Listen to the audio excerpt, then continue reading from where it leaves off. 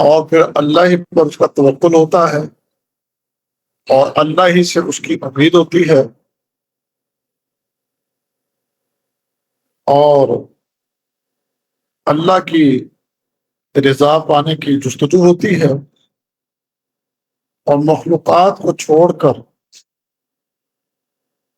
ایک اللہ کی طرف التفات کی توفیق ملتی ہے کہ انسان کو پھر اپنے اللہ کی طرف توجہ کرتا ہے اور اپنے اللہ کی قربت کو اور اپنے اللہ کی محبت کو اور اپنے اللہ کے ساتھ کو پانے کی کوشش کرتا ہے۔ اس علم سے انسان کا دل خشیت سے بھر جاتا ہے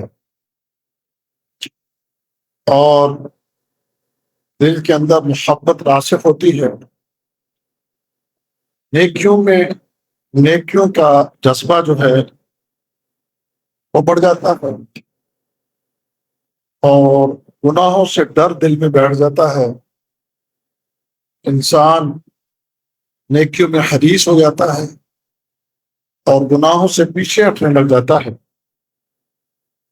انسان کو جتنی اللہ کی معرفت زیادہ ہوگی اتنا ہی انسان کے اندر خشیت زیادہ ہوگی، للہیت زیادہ ہوگی اور تقویٰ زیادہ ہوگا۔ اس کے لیے بطور مثال ہم دیکھ سکتے ہیں کہ کائنات دنیا میں سب سے زیادہ اللہ تعالیٰ سے ڈرنے والے وہ انبیاء کرام، اور سب سے زیادہ سب سے بڑھ کر نیکیاں کرنے والے وہ انبیاء کرام ہیں، اور گناہوں سے بچنے والے وہ انبیاء کرام ہیں۔ اس کی وجہ کہ ان کے پاس معرفت الہی، اللہ کی معرفت کا علم سب سے زیادہ ہے۔ اسی علم کی وجہ سے انبیاء کرام جو ہیں ان کی پوری زندگی اٹھا کر دیکھیے، ان کی سیرت کا مطالعہ کیجیے، ہمیں یہ ملتا ہے کہ وہ اپنی امت میں سب سے زیادہ اللہ کی عبادت کرنے والے اور سب سے زیادہ اللہ سے ڈرنے والے ہیں۔ اور پھر انبیاء کے بعد محمد رسول اللہ صلی اللہ علیہ وسلم کے ساتھی صحابہ کرام کی زندگیاں اٹھا کر دیکھیے کہ ان کے اندر بھی عام لوگوں کی نسبت تقویٰ بہت زیادہ تھا، کہ انہیں محمد رسول اللہ صلی اللہ علیہ وسلم نے اللہ کی معرفت کا جو علم ہے اس علم کو پیارے نبی صلی اللہ علیہ وسلم نے اپنے صحابہ کو منتقل کیا۔ تو صحابہ کی زندگیاں اٹھا کر دیکھ لیجئے کہ وہ اس علم سے آشنا ہونے کی وجہ سے سب سے زیادہ متقی، سب سے زیادہ پرہیزگار اور سب سے زیادہ زاہد تھے۔ پھر جیسے جیسے درجہ بدرجہ لوگ اس کے بارے میں معرفت الہی کا علم جیسے جیسے لوگوں کے پاس ان کے علم کے مطابق، جس کے پاس جتنا اس کا علم اس کے مطابق اتنا ہی ان کے اندر پھر تقویٰ اور للہیت اور خشیت، اور انہی کا پھر تذکرہ اللہ تعالیٰ نے قرآن حکیم میں کیا ہے، انما یخشی اللہ من عبادہ العلماء، کہ اللہ تعالیٰ سے سب سے زیادہ ڈرنے والے وہ علماء ہیں۔ تو اس لیے اس علم کا ہونا ہر انسان کے پاس بہت ضروری ہے۔ جو بندہ بھی اس علم کو حاصل کرے گا، اس کے لیے جستجو کرے گا اور اس علم کو پالے گا، اس کا نتیجہ بہت اچھا نکلے گا، نتیجتاً وہ ایک درست راستے پر چل پڑے گا۔ دنیا کی زندگی اور دنیا کے فتنے انسان کو راستوں سے ہٹانے میں بڑا کردار ادا کر رہے ہیں۔ اصل راستہ صراط مستقیم اس سے ہٹانے میں خاص کر آج کے دور میں جتنے زیادہ فتنے ہیں، جتنا زیادہ شر ہے اور جتنی زیادہ جہالت ہے، لوگ اتنا ہی اللہ تعالیٰ سے دور ہیں، اللہ کے دین سے دور ہیں۔ اس کے پیچھے سبب یہی ہے کہ لوگوں کو معرفت الہی، اس کا جو علم ہے وہ لوگوں کے پاس نہیں، اس لیے اس کا علم ہر انسان کو حاصل کرنا ہر انسان کے لیے لازم ہے اور ضروری ہے۔ اور اس علم کے لیے جو ہمارے پاس ذرائع ہیں، ان ذرائع میں سب سے بڑا ذریعہ وہ اللہ تعالیٰ کا قرآن ہے۔ اللہ تعالیٰ کا قرآن ہم پڑھیں تو قرآن حکیم میں ہمیں اللہ تعالیٰ کا تعارف جگہ جگہ ملتا ہے، اور اس کے بعد محمد رسول اللہ صلی اللہ علیہ وسلم کی احادیث سے بھی یہ علم حاصل ہوتا ہے۔ تو آئیں تھوڑا سا قرآن کا اور کچھ تھوڑا حدیث کا مطالعہ کرتے ہیں کہ جس کے ذریعے ہمیں یہ عظیم علم حاصل ہو۔ سب سے پہلے اس بات کو جانیے، اللہ وہ کون ہے؟ اللہ وہ ہر چیز کا خالق ہے۔ اللہ خالق کل شیء، اللہ نے ہر چیز کو تخلیق کیا ہے، وہ ہر چیز کا خالق ہے۔ آسمان سے لے کر آسمان کے ستارے، آسمان کے اوپر مخلوقات، سورج چاند، اور پھر فضائیں، فضاؤں میں ایک ایک چیز، زمین، اور زمین کی ایک ایک چیز، ہر چیز کو تخلیق کرنے والا، ہر چیز کو پیدا کرنے والا وہ ایک اللہ ہے۔ اللہ سبحانہ و تعالیٰ وہ ذات ہے، اللہ الذی خلق السماوات والارض وما بینہما فی ستۃ ایام ثم استوی علی العرش۔ اللہ تعالیٰ نے زمین و آسمان کو اور زمین و آسمان میں جو کچھ ہے وہ سب کچھ اللہ تعالیٰ نے 6 دن کے اندر بنا دیا۔ وہ تمام کی تمام چیزیں جو ہیں اس اللہ ہی نے بنائی ہیں، اور پھر اس ساری کائنات کو بنانے کے بعد، اور بنانے والا بھی وہ اکیلا ہے، کسی نے بھی اس کائنات کو بنانے اور اس کی تخلیق کرنے میں کسی نے اللہ کا ساتھ نہیں دیا، اور کسی کی اللہ کو ضرورت بھی نہیں، اللہ کسی کا محتاج نہیں، وہ اکیلا ہی اس طاقت، اس قوت کا مالک ہے، اس قدرت کا حامل ہے۔ اس نے اکیلے نہیں اس پوری کائنات کو تخلیق کر دیا، اور پھر اس کو تخلیق کر کے اسے کسی قسم کی کوئی تکلیف نہیں ہوئی، کسی پریشانی کا سامنا نہیں کرنا پڑا۔ وَلَقَدْ خَلَقْنَا السَّمَاوَاتِ وَالْأَرْضَ وَمَا بَيْنَهُمَا فِي سِتَّةِ أَيَّامٍ وَمَا مَسَّنَا مِن لُغُوبٍ۔ فرمایا کہ اور بے شک بلا شبہ یقیناً ہم نے زمین و آسمان کو تخلیق کیا، اور اس کو تخلیق کر کے اللہ تعالیٰ کو کسی تھکاوٹ نے چھوا تک بھی نہیں۔ لہذا اللہ، اس کا یہ تعارف ہے کہ اس نے اکیلے نہیں اس پوری کائنات کو تخلیق کیا ہے۔ پھر اس کے بعد اللہ وہی مالک ہے، پوری کائنات کا مالک اللہ اکیلا ہی ہے۔ وَلِلَّهِ مُلْكُ السَّمَاوَاتِ وَالْأَرْضِ، زمین و آسمان کی جو بادشاہت ہے وہ صرف ایک اللہ کے لیے ہے۔ تبارک الذی بیدہ الملک وہو علی کل شیء قدیر۔ بڑی بابرکت ہے وہ ذات کہ جو پوری کائنات کا بادشاہ ہے، پوری کائنات کا مالک ہے، اور وہ ہر چیز پر قادر ہے۔ تو لہذا خالق بھی وہ ہے، اور خالق ہونے کے ساتھ ساتھ مالک بھی وہ ہے۔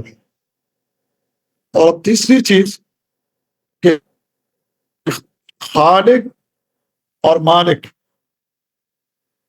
رب جس کا معنی ہم کرتے ہیں پالنے والا، لیکن یہ معنی بڑا محدود ہے۔ رب کا معنی بڑا غیر محدود۔ رب، رب السماوات والارض وما بینہما، وہ رب ہے آسمانوں کا بھی اور زمینوں کا بھی، اور جو کچھ زمین و آسمان میں ہے تمام چیزوں کا رب ہے۔ رب کا معنی پالنے والا، سنبھالنے والا، مدبر، تدبیر کرنے والا، اور پورے نظام کو چلانے والا، اور پوری کائنات کی ایک ایک چیز کی پوری خبر رکھنے والا، اور کائنات کی ایک ایک چیز کو اس کی ضرورت کے مطابق ہر چیز اس کو جس وقت میں، جس زمانے میں، جس جگہ پر جو چیز چاہیے اس کو مہیا کرنے والا رب۔ اس کی مثال اگر دینا ہو تو اس کو ایک انسان کو ہی لے لیا جائے، اور انسان کو دیکھ کر اسی سے ہم اس بات کو سمجھ سکتے ہیں کہ رب کس کو کہتے ہیں۔ کہ ایک انسان، اس کو اللہ تعالیٰ نے پیدا کیا، کس چیز سے پیدا کیا؟ اس کی پیدائش اللہ تعالیٰ نے، پہلی اس کی پیدائش میں جو چیز استعمال ہوئی وہ تین ہے، مٹی ہے۔ ایسے اللہ تعالیٰ نے فرمایا، اللہ تعالیٰ وہ ذات ہے کہ الذی احسن کل شیء خلقہ فبدأ خلق الانسان من طین، کہ اللہ تعالیٰ نے ہر چیز کو بڑے بہترین طریقے سے بنایا ہے، ہر چیز کی اس نے تخلیق کی، اور جو انسان ہے اس انسان کی تخلیق اللہ تعالیٰ نے اس کی ابتدا جو کی وہ مٹی سے کی۔ مٹی سے اس کی تخلیق کرنے کے بعد پھر آگے جو اس کا سلسلہ چلا ہے، ثم جعل نسلہ سلالۃ من ماء مہین ثم سواه ونفخ فیہ من روحہ وجعل لکم السمع والابصار والافئدہ قلیلا ما تشکرون، کہ انسان کی اس نے مٹی سے تخلیق کی، اور مٹی سے تخلیق کرنے کے بعد اس کو کس کمال درجے تک پہنچا دیا کہ اس کی ابتدا مٹی سے ہے، پھر مٹی سے آگے جو اگلا سلسلہ اس انسان کا چلا وہ اس پانی کے خلاصے سے ہے، جو پانی نر اور مادہ کے رحم میں اکٹھا ہوتا ہے، اور مادہ کے رحم میں اکٹھا ہونے کے بعد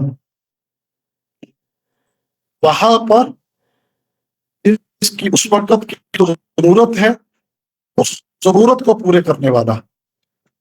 پہلے یہ مٹی تھا، تو مٹی سے جو نیا سلسلہ چلا وہ اس کے پانی کے ذریعے چلا۔ ایسے ایک پانی جو ہے وہ خون کا لوتھڑا بنتا ہے، اور پھر وہ خون کا لوتھڑا کس طریقے سے گوشت کے اندر تبدیل ہوتا ہے، پھر وہ گوشت کس طریقے سے اس میں ہڈیاں بنتی ہیں، اور کس طریقے سے اس میں وینز بنتی ہیں، شریانیں بنتی ہیں، دل بن جاتا ہے، اور دماغ بن جاتا ہے، آنکھیں بن جاتی ہیں، ہونٹ بن جاتے ہیں، ناک بن جاتا ہے، کان بن جاتے ہیں، ہاتھوں کی انگلیاں، بازو، پیٹ، پھر ٹانگیں، پھر پاؤں کی انگلیاں، اور پھر اس جسم کے اندر جتنی بھی اس انسان کو چیزیں درکار ہیں وہ پورا ایک سسٹم ماں کے اس رحم کے بند خانے کے اندر ہی سارا اتنا بہترین طریقے سے ترتیب پا جاتا ہے۔ پھر اس ترتیب کے بعد اس انسان کو کہ جو ماں کے رحم میں تیار ہو گیا، وہاں پر اس کو خوراک کی ضرورت ہے۔ تو یہ ہے وہ رب کہ جو وہاں پر اپنے اس بندے کے لیے خوراک کا ایک کمال طریقے سے انتظام کرتا ہے، کہ اس کے پیٹ میں، اس کے جو پیٹ کی یعنی جو ناف ہے، اس ناف کے اندر ایک نالی فٹ ہوتی ہے، اور وہ نالی جو ہے وہ ماں کی خوراک کی نالی کے ساتھ فٹ ہو جاتی ہے، اور پھر وہاں سے اللہ سبحانہ و تعالی اس کو وہاں پر رزق دیتا ہے۔ ماں کے پیٹ میں جس خوراک کی ضرورت ہے اس وقت چونکہ یہ منہ کے ذریعے استعمال نہیں کر سکتا تو ناک کے ذریعے اس کو خوراک دی جاتی ہے۔ یہ ہے رب جو یہاں سے اس کو پال رہا ہے، یہاں سے اس کو سنبھال رہا ہے۔ پھر ایک وقت میں ذرا تصور کیجئے کہ کتنے رحم اس وقت وہ حمل سے جو ہے، رحموں کے اندر وہ حمل موجود ہوتا ہے جس میں انسان بھی ہیں، جس کے اندر جنات بھی ہیں، اور جس کے اندر حیوان بھی ہیں۔ ان تمام مخلوقات کے رحم کے اندر پڑے ہوئے ان بچوں کی اس خوراک کا انتظام کرنے والا اس کو رب کہتے ہیں۔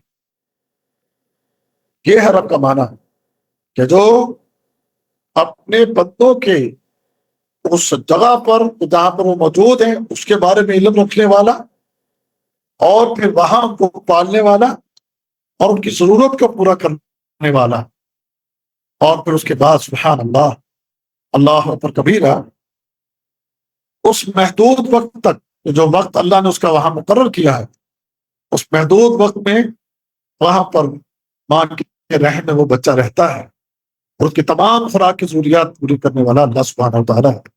پھر اس کے بعد وہ بچہ جب دنیا میں آ جاتا ہے تو دنیا میں آنے کے بعد پھر اس کو جس خوراک کی ضرورت ہے اس حساب سے پھر اللہ تعالیٰ اس کے لیے اس کی خوراک کا بندوبست کر دیتا ہے۔ ماں کی چھاتی سے اس کے لیے دودھ کے چشمے چل پڑتے ہیں۔ اس دودھ کو، اس کا بندوبست کرنے والا، اس بچے کی اس خوراک کا انتظام کرنے والا، اس کو اللہ کہتے ہیں، اس کو رب کہتے ہیں۔ اور پھر ابتدائی ایام کے اندر اس بچے کے لیے جس طرح کا دودھ چاہیے، چکنائی سے پاک، کیونکہ شروع کے ایام میں بچے کا معدہ کمزور ہوتا ہے، وہ چکنائی والی خوراک کو برداشت نہیں کر سکتا، تو اللہ تعالیٰ اس کو ماں کی چھاتی سے جو دودھ مہیا کرتا ہے وہ ابتدائی ایام کا دودھ، اس میں چکنائی نہیں ہوتی، چکنائی کے بغیر وہ دودھ ہوتا ہے۔ جیسے جیسے بچے کا معدہ مضبوط ہوتا جاتا ہے ویسے ویسے دودھ کے اندر چکنائی پیدا ہوتی چلی جاتی ہے، اور پھر وہ دودھ اس بچے کے لیے ایک مؤثر ترین غذا بن جاتی ہے۔ اس لیے سارے انتظام کرنے والا جو ہے وہ اللہ ہے، وہی رب ہے۔ پھر جو یہ بچہ بڑا ہوتا ہے تو اس کے بڑے ہونے کے ساتھ ساتھ اس کو جس قسم کی خوراک کی ضرورت ہے اس کی عمر کے حساب سے ویسے ویسے وہ خوراک اس کو ملتی چلی جاتی ہے۔ پھر اس انسان کو جب یہ بچپنے سے بڑا ہونا شروع ہوتا ہے، جس قسم کے موسم کی اس کو ضرورت ہے، جس علاقے میں رہتا ہے اس علاقے کے اندر جیسے موسم چاہیے ویسے موسم اس کو عطا کرنے والا اللہ رب ہے۔ پھر اس موسم کے اندر گرمیوں میں جس قسم کی خوراک کی ضرورت ہے، گرمیوں میں اس قسم کی خوراک کا بندوبست کرنے والا وہ اللہ ہے، رب ہے۔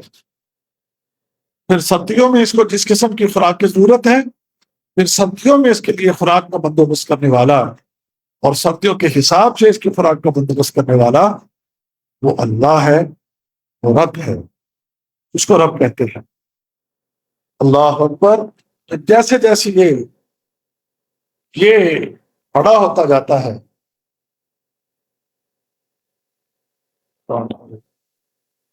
جیسے جیسے یہ بڑا ہوتا ہے تو اسی طرح پھر اس کے لیے کھانے کا، پینے کا، اس کی صحت کا، تمام تر چیزوں کا خیال رکھنے والا وہ اللہ ہے، وہ رب ہے۔ تو اس طرح یہ رب کو پہچاننے کے لیے، رب کا معنی سمجھنے کے لیے یہ مختصر سی ایک وضاحت میں نے آپ کے سامنے رکھی ہے۔ اللہ وہ رب، اس کی معرفت کہ اللہ نے جب اس انسان کو ماؤں کے پیٹوں سے نکالا، واللہ اخرجکم من بطون امہاتکم لا تعلمون شیئا، جب انسان کو ماں کے پیٹ سے اس کو نکالا تو یہ انسان کچھ بھی نہیں جانتا تھا، نہ یہ بولنا جانتا تھا، نہ یہ کسی چیز کو سن کر سمجھنا جانتا تھا، نہ یہ چلنا جانتا تھا۔ تو اس کو جب اللہ نے ماں کے پیٹ سے نکالا تو اس وقت انتہائی کمزور اور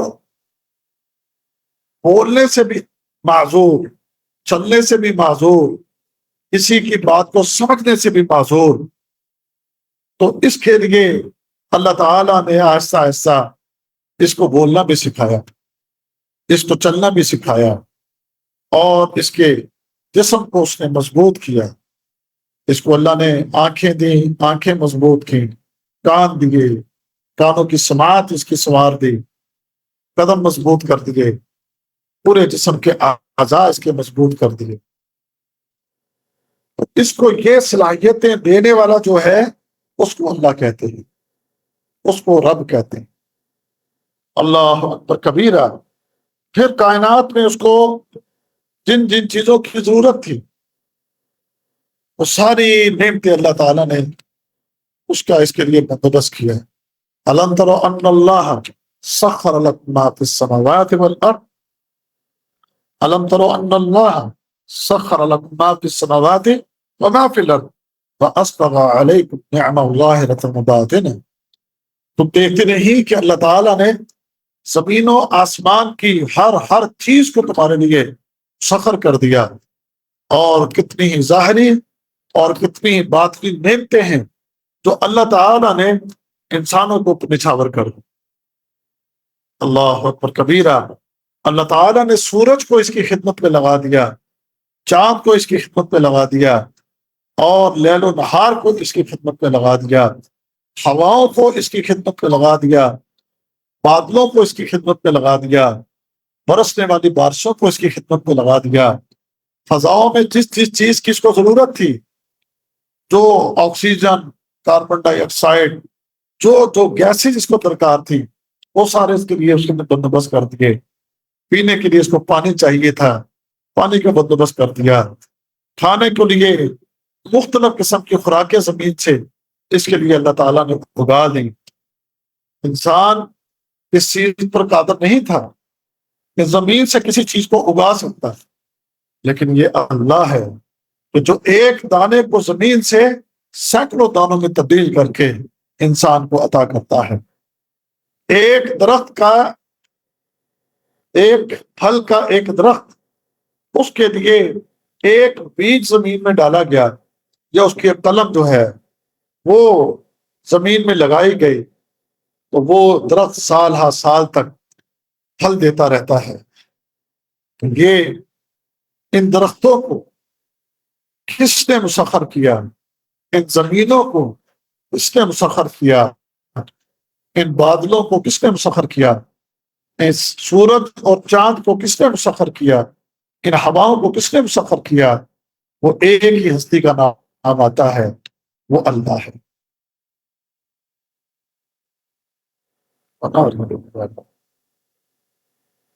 تو یہ اللہ کا تعارف کہ اس پوری کائنات کے نظام کو سنبھالنے والا، پوری کائنات کے نظام کو چلانے والا، ایک ایک چیز کے اوپر پورا کنٹرول رکھنے والا، وہ اللہ ہے۔ سورج کتنے ایک مربوط نظام کے ساتھ چل رہا ہے۔ کبھی نہیں ہوا کہ جی سورج آج 2 گھنٹے لیٹ ہے، کبھی نہیں ہوا کہ سورج نکلنے کے بعد آدھا روشن ہے اور آدھا اندھیرے میں ڈوبا ہوا ہے۔ کبھی کبھی اللہ گرہن کی کوئی نشانی دکھانا چاہتا ہے تو دکھاتا بھی ہے، سورج کو گرہن لگا کے، وہ بھی کبھی کبھار، اور وہ بھی اللہ بطور نشانی، جیسے کہ محمد رسول اللہ صلی اللہ علیہ وسلم نے اس چیز کو اللہ کی نشانی قرار دیا ہے، اللہ تمہیں دکھاتا ہے۔ اور یہ خاص کر ان لوگوں کے لیے جو سورج کی پوجا کرنے والے مجوسی لوگ ہیں، ان مجوسیوں کو ایک پیغام دینے کے لیے کہ تم لوگ جو سورج کی پوجا کرتے ہو، یہ سورج جو ہے اس کی یہ حقیقت ہے، مگر نہ سورج اپنی پوری آفتاب کے ساتھ، پوری روشنی کے ساتھ ہر روز طلوع ہوتا ہے اور وقت مقررہ پہ طلوع ہوتا ہے، اور پھر وقت مقررہ پر اپنی منازل کو طے کرتا ہے اور اپنی منازل کو طے کرتے ہوئے وقت مقررہ پر غروب ہو جاتا ہے. کبھی نہ اس کے نکلنے میں تاخیر ہوئی اور نہ ہی کبھی اس کے غروب ہونے میں کبھی کوئی تاخیر ہوئی ہے. اور کبھی ایسا بھی نہیں ہوا کہ چاند بھی طلوع ہوتا ہے کہ کبھی سورج اور چاند جو ہیں ان کا کبھی ٹکراؤ ہو جائے. لَلشَّمْسُ يَنبَغِي لَهَا أَن تُدْرِكَ الْقَمَرَ وَلَا اللَّيْلُ سَابِقُ النَّهَارِ وَكُلٌّ فِي فَلَكٍ يَسْبَحُونَ. کہ سورہ یاسین میں اللہ تعالیٰ نے ارشاد فرمایا یہ ہو نہیں سکتا کہ سورج چاند کو جا پکڑے، اور یہ ہو نہیں سکتا کہ رات جو ہے وہ دن کے اوپر سبقت لے جائے. تمام کی تمام چیزیں جو ہیں ان کے لیے اللہ تعالیٰ نے جو وقت مقرر کیے ہیں، جو راستے مقرر کیے ہیں، اور جو اس نے ان کو جس طریقے سے ان کا انتظام کیا ہے، وہ اس حساب سے سارا سسٹم چل رہا ہے. اس سارے سسٹم کو چلانے والے کو اللہ کہتے ہیں، اسے رب کہتے ہیں، کہ جس کا ان تمام چیزوں کے اوپر یہ کنٹرول ہے. اور یہ کوئی چھوٹی مخلوقات نہیں ہے.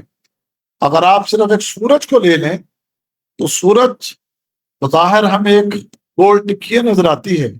آپ حضرات جو ہیں اور خواتین بھی شاید پڑھے لکھے لوگ ہیں، سائنس کا مطالعہ کیجئے، ماہر فلکیات کو پڑھیے، اور آج کے جدید دور میں اے آئی سے پوچھ لیں، اور آپ چیٹ جی پی ٹی سے پوچھ لیں، اور جناب علامہ گوگل صاحب سے پوچھ لیں.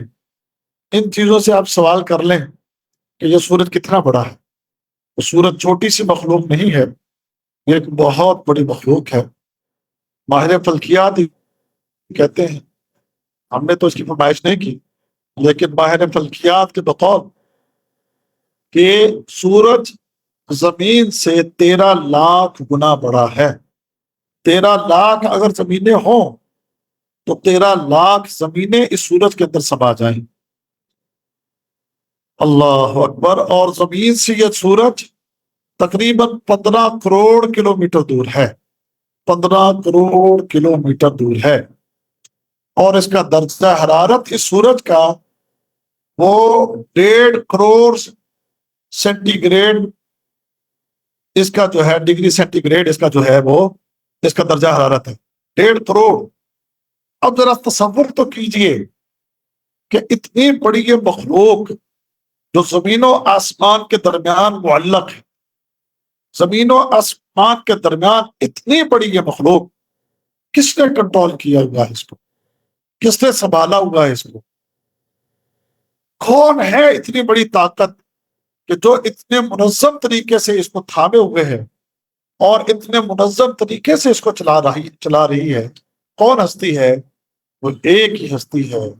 ہمیں تعارف ہوتا ہے کہ وہ کوئی چھوٹی اور کوئی معمولی ہستی نہیں ہو سکتی. وہ یقیناً یہ آواز نہیں جانی پھر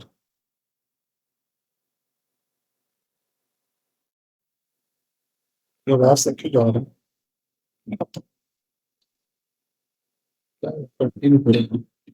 ایک دوسری سائڈ آپ کرتے ہیں اچھا کنٹینیو کرو. جی، تو میں یہ عرض کر رہا تھا کہ یہ اتنی بڑی مخلوق کو اگر کوئی کنٹرول کر رہا ہے، اس اتنی بڑی مخلوق کو سنبھالنے والا ہے، قابو کرنے والا ہے، تو وہ صرف اللہ ہے، وہ اللہ سبحانہ و تعالیٰ ہے. اس سے ہمیں اللہ کی معرفت حاصل ہوتی ہے کہ یقیناً کوئی عام کسی کے بس کی بات نہیں ہے کہ جو زمین سے بھی 13 لاکھ گنا بڑی مخلوق ہو، اور اتنا آرگنائزڈ، اتنا منظم، اتنا کنٹرولڈ سسٹم ہے اس کا، تو وہ کسی بہت بڑی طاقت کا کام ہے. تو وہ بہت بڑی طاقت اللہ سبحانہ و تعالیٰ کی. اچھا، ایک اور یہاں پر ایک آپ کو ایک علم دے.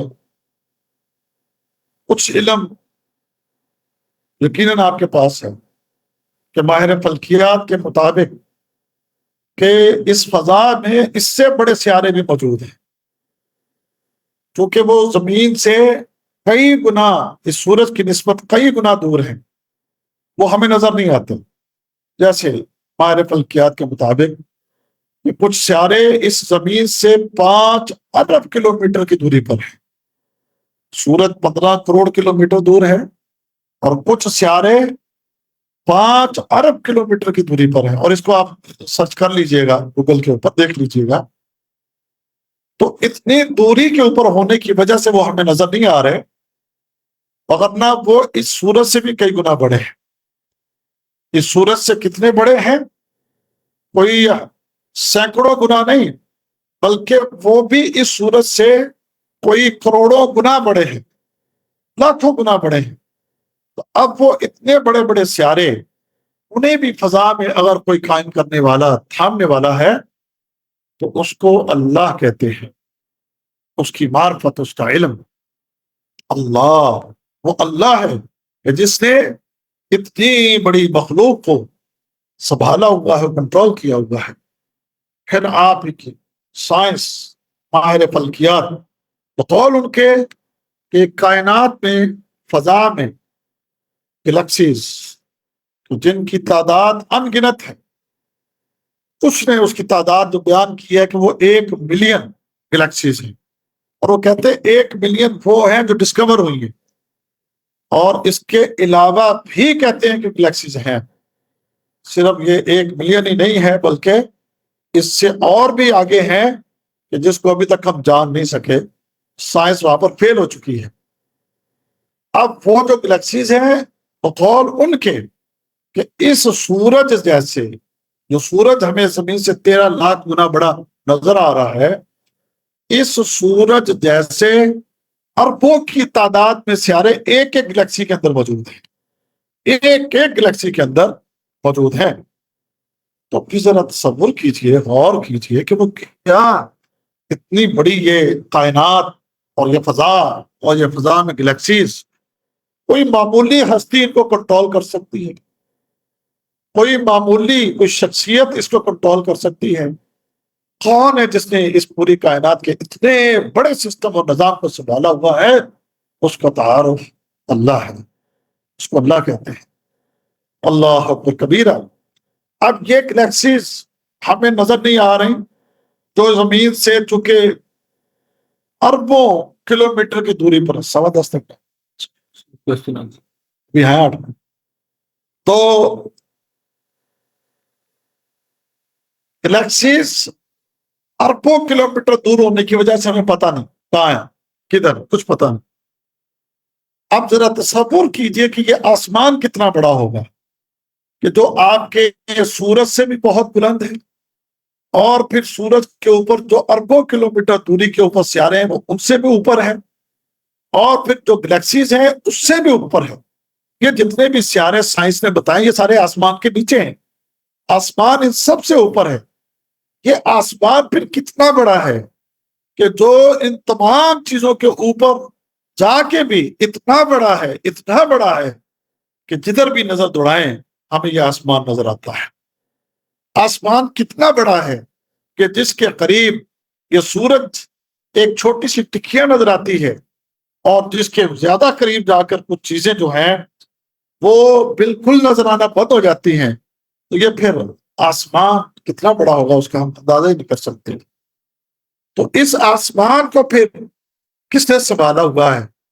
اللہ اکبر، اللہ الذی خلق السماوات، اللہ، اللہ الذی رفع السماوات، اللہ جس نے آسمانوں کو بلند کیا، ان آسمانوں کو بلند کیا۔ پھر آگے ایک جگہ فرمایا بغیر عمد ترونہا، اور آپ ان آسمانوں کو دیکھتے ہیں، اور بظاہر ہمارے سامنے جو ظاہراً یہ ایک آسمان ہے، ایسے اللہ تعالیٰ نے اللہ اکبر 7 سماوات، 7 آسمان بنائے ہیں۔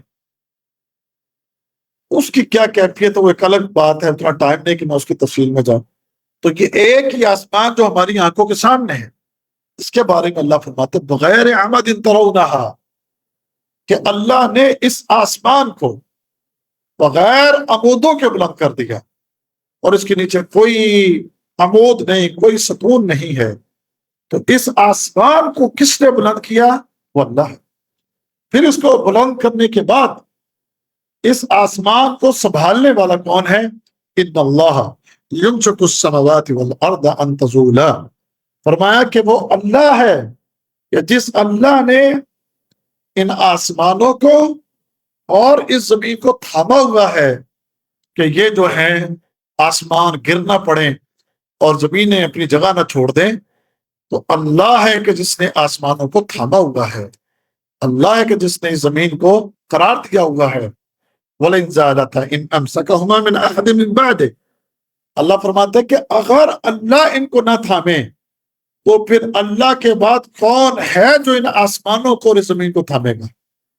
لہذا آسمانوں کو تھامنے والا، زمین کو تھامنے والا، اس کو اللہ کہتے ہیں، وہ اللہ ہے، رب ہے۔ اللہ اکبر کبیرہ۔ پھر اس پوری کائنات کے اندر ایک ایک چیز، چاہے وہ چھوٹی ہے چاہے وہ بڑی ہے، تمام کی تمام چھوٹی اور بڑی چیزوں کی خبر رکھنے والا وہ صرف ایک ہی ہستی ہے، وہ اللہ ہے۔ ان اللہ لا یخفی علیہ شیء فی الارض ولا فی السماء، اللہ وہ ہستی ہے کہ جس کے اوپر زمین و آسمان کی کوئی چیز مخفی نہیں۔ کوئی چیز اندھیرے میں پڑی ہے تو اندھیروں میں پڑی ہوئی چیز بھی اس کو نظر آ رہی ہے، کوئی چیز نیچے وادیوں میں پڑی ہے تو وہ وادیوں میں پڑی ہوئی چیز بھی اس کو نظر آ رہی ہے، کوئی چیز کہیں پتھروں کے اندر اور غاروں کے اندر، ریگستانوں کے اندر، صحراؤں کے اندر کہیں پڑی ہے اور وہ انتہائی باریک کوئی چیز ہے، اللہ اس کو بھی دیکھ رہا ہے۔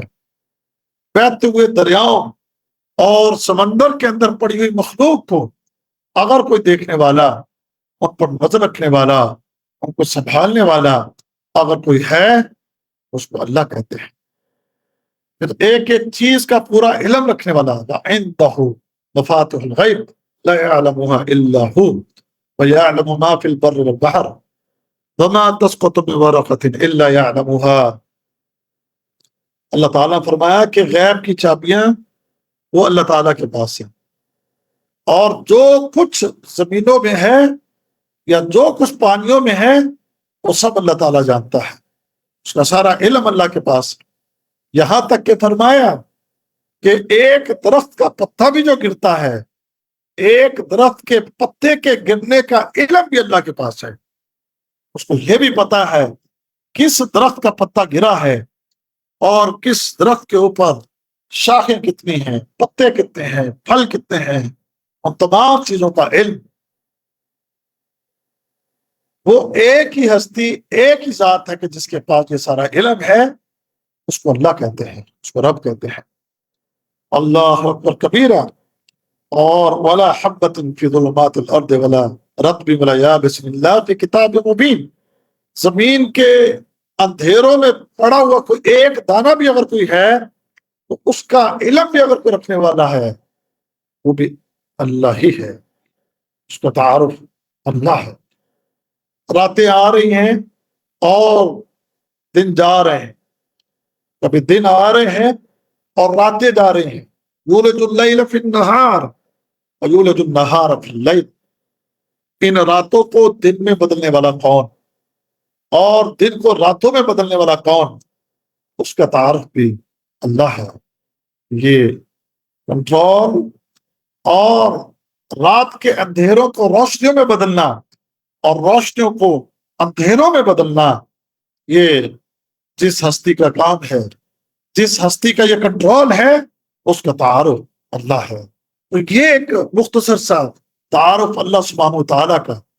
اب اگر ہم یہ بات جان لیں اور سمجھ لیں کہ ہمارے اللہ کا یہ تعارف، ابھی تو چند ایک چیزیں آپ کے سامنے بیان ہوئی ہیں، اپنے اس محدود وقت کے اندر اللہ کی باتیں کرنے لگیں اور اس کے تعارف کے لیے اگر ہم مل بیٹھیں، ساری زندگی گزر جائے گی، تو ہم کائنات کے اندر اس کی ان تمام خوبیوں اور اس کی ان تمام صفات کو ہم بیان کرنے سے قاصر ہیں۔ کلمے ٹوٹ جائیں گے، سیاہیاں ختم ہو جائیں گی، چاہے پوری زمین کے اوپر سارے درخت قلم بن جائیں اور بہتے ہوئے دریا اور سمندر سیاہی بن جائیں، یہ ساری کلمے ختم ہو جائیں گی، سیاہیاں ختم ہو جائیں گی، اللہ کی باتیں ختم نہیں ہو سکتی۔ اللہ اکبر کبیرہ۔ تو اب اگر ہم ان چیزوں میں تھوڑا غور کر لیں اور سمجھ لیں تو پھر ایک مومن کو، ایک مسلمان کو اس چیز کی طرف توجہ کرنی چاہیے کہ یہ عاجز اور یہ حقیر اور یہ ایک فقیر اور ایک یہ کمزور انسان اس عظیم ہستی سے کیوں دوری اختیار کیے ہوئے ہے۔ اسی لیے پھر اللہ تعالیٰ نے ایک جگہ یہ گلہ کیا ہے، یا ایھا الانسان ما غرک بربک الکریم الذی خلقک فسواک فعدلک فی ای صورت ما شاء رکبک۔ اے انسان، تجھے اس کریم رب سے کس چیز نے دھوکے میں ڈالا ہوا ہے اور غفلت میں ڈالا ہوا ہے جس سے تجھے تخلیق کیا اور بالکل اللہ اکبر درست اور صحیح سلامت بنا دیا، جس شکل میں چاہا وہ شکل میں اللہ نے تجھے عطا کر دی۔ تو انسان تو کیوں اللہ سے غافل ہے؟ تو کیوں اللہ رب العزت سے دور ہے اور کس دھوکے کا تو شکار ہے؟ تو یہ چند گزارشات اس حوالے سے اپنے اس محدود وقت میں نے آپ تمام کے سامنے یہ رکھی ہیں۔ اس کا مقصد کہ ہمیں اللہ کا تعارف ہو، اور اس تعارف کے بعد ہمیں چاہیے کہ ہم اپنے اللہ کی طرف رجوع کریں، اپنے اللہ کی طرف آئیں، اپنے اللہ سے جڑیں اور اپنے اللہ کی عبادت اور اطاعت میں اپنی زندگی کو بسر کریں۔ میرا جو ٹائم تھا وہ پورا ہو گیا، اب اس کے بعد ہمارے ایڈمن صاحب نے ہم سے تو ہدایت دینی، اس پر ہم عمل کریں۔ کوشچن آنسر کا 15 منٹ کا سیشن۔ اگر کسی نے کوئی سوال کرنا ہو تو وہ سوال کر سکتا ہے۔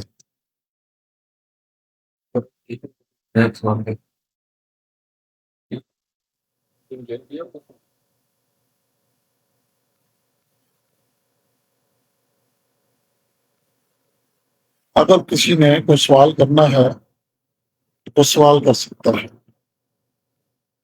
باقی ہم انشاءاللہ کوشش کریں گے کہ ہر مہینے میں ہم یہ انشاءاللہ یہ پروگرام کیا کریں گے۔ مہینے میں ابھی فی الحال اس کو سٹارٹ کیا ہے، مہینے میں ایک پروگرام جو ہے وہ ہم اللہ نے چاہا تو فی الحال کریں گے۔ پھر جیسے جیسے آپ لوگوں کا ذوق اور شوق دیکھیں گے تو پھر اس میں مہینے میں یہ پروگرام اس سے ایک سے زیادہ دفعہ بھی ہو سکتے ہیں۔ تو اس میں بھرپور دعوت دیں۔ جو ہماری یوتھ ہے، خاص طور انہیں، ہماری یوتھ اس وقت بہت زیادہ مایوس بھی ہے اور رائے حق سے ہٹی ہوئی بھی ہے اور مقصد حیات سے بالکل غافل ہیں، اللہ سے غافل ہیں، دین سے غافل ہیں۔ آئیں ہم سب مل جل کے اپنی اس یوتھ کو یہ راہ دکھائیں، اس یوتھ کو اللہ کی طرف لے کر چلیں۔ فَفِرُّوا إِلَى اللَّهِ إِنِّي لَكُمْ نَذِيرٌ مُبِينٌ۔ لوگوں اللہ کی طرف دوڑو، اللہ کی طرف آ جاؤ، میں تمہارے لیے کھلا ڈرا دینے والا ہوں۔ یہ پیغام تھا محمد رسول اللہ صلی اللہ علیہ وسلم کا۔ اس لیے ہم سب نے مل جل کے انشاءاللہ اپنے رب کے دین کو کھڑا کرنے میں اپنا کردار ادا کرنا ہے۔ تو اگر بالفرض آپ کے ذہن میں ابھی کوئی سوال نہ ہو تو آپ گروپ کے اندر سوال بھیج سکتے ہیں، تو ہم انشاءاللہ گروپ کے ذریعے بھی آپ کے سوالوں کے جواب دے دیں۔ تو جی یہ زیادہ بہتر رہے گا۔ اور اس موضوع کے متعلق ہی کوشش کریں کہ کسی کا کوئی کوشچن ہو تو وہ اپنا کوشچن جو ہے وہ گروپ میں بھیج دیں، تو ہم انشاءاللہ اس کے سوال کا جواب دے دیں گے۔